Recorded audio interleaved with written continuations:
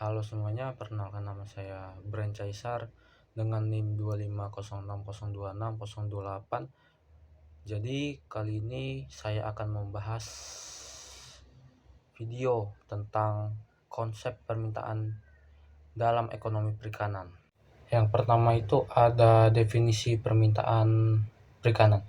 Jadi definisi permintaan perikanan itu jumlah barang atau jasa yang ingin dan mampu dibeli konsumen pada berbagai tingkat harga dalam periode tertentu.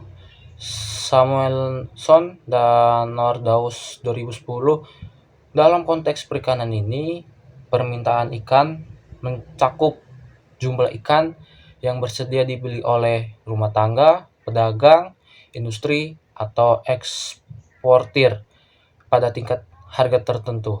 Terus ada juga faktor penentu permintaan. Yang pertama, harga ikan, harga substitusi, pendapatan, preferensi. Contoh harga ikan itu variabel utama dalam fungsi permintaan. Terus contoh harga substitusi itu seperti ayam, tahu, protein alternatif itu contohnya kayak daging ayam merah, daging sapi merah, daging sewarna merah, terus kacang-kacangan, terus ikan, terus ada juga hukum permintaan. Jadi kalau misalkan harga naik itu permintaannya turun, terus harga turun itu permintaannya naik. Pengaruh budaya dan preferensi. Jadi pengaruh budaya dan preferensi ini ada faktor utamanya, yaitu nilai budaya dan tradisi, pantangan agama, preferensi rasa. Jadi di dalam nilai budaya dan tradisi ini, ikan sebagai sumber protein utama di masyarakat atau dalam upacara adat. Terus pantangan agama, kepercayaan tertentu seperti keharusan produk halal yang membentuk pola konsumsi. Yang terakhir, preferensi rasa. Jadi preferensi rasa ini kebiasaan makan turun-temurun dan preferensi terhadap rasa atau jenis ikan tertentu. Terus ada juga implikasi strategis. Jadi implikasi strategis ini ada 3. Yang pertama, permintaan stabil, diversifikasi produk, perubahan tren. Yang pertama, permintaan stabil. Jadi permintaan stabil ini budaya menciptakan permintaan yang konsisten di pasar lokal. Yang kedua, diversifikasi lokal, diversifikasi produk. Preferensi konsumen ini mendorong inovasi produk olahan ikan biar makin bagus dan canggih, wah gitu. Terus yang terakhir, perubahan tren. Jadi perubahan tren ini program promosinya ini seperti gemarikan efektif mengubah tren konsumsi. Terus ada contoh kasusnya, yaitu ada kampanye gemarikan tradisi laut, misalnya upacara adat.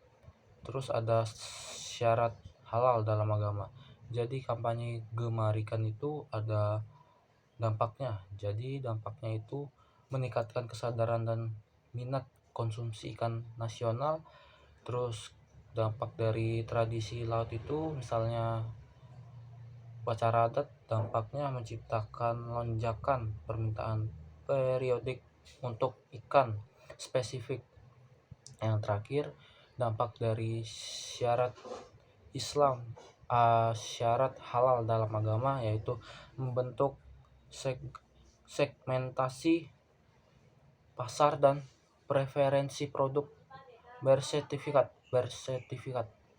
Jadi ada sejarah teori permintaan, ada era ekonomi klasik, permintaan ekonomi perikanan, aplikasi modern. Jadi era ekonomi klasik ini ada Adam Smith, ada Alfred Marshall. Adam Smith 1776 ini memperkenalkan konsep invisible hand yang mengatur mekanisme di pasar. Kalau untuk Alfred Marshall ini 1890 merumuskan kurva permintaan dan konsep elastisitas harga secara formal.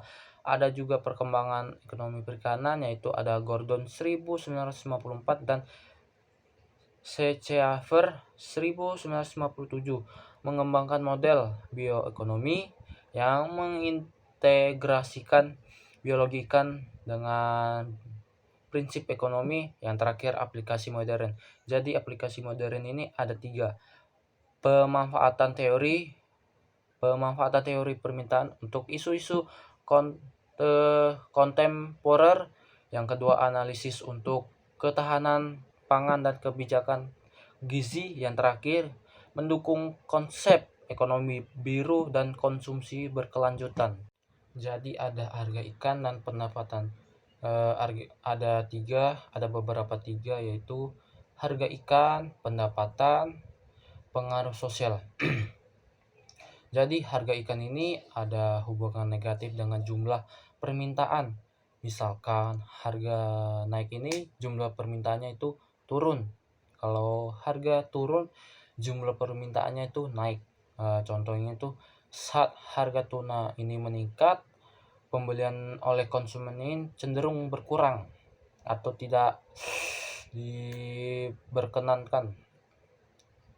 Terus pendapatan, hubungan positif untuk ikan segar, barang normal.